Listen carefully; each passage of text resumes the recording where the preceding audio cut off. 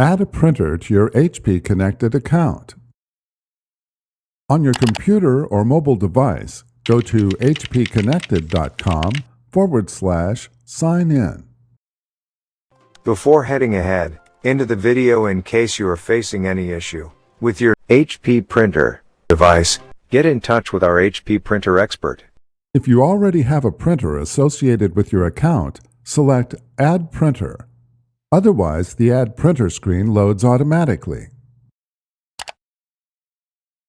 Enter the claim code from the printer info page that printed when you enabled web services on your printer. If you do not know how to print a new info page, try the guided tour to assist you. With the printer code entered, select Add to start using web-connected printing services.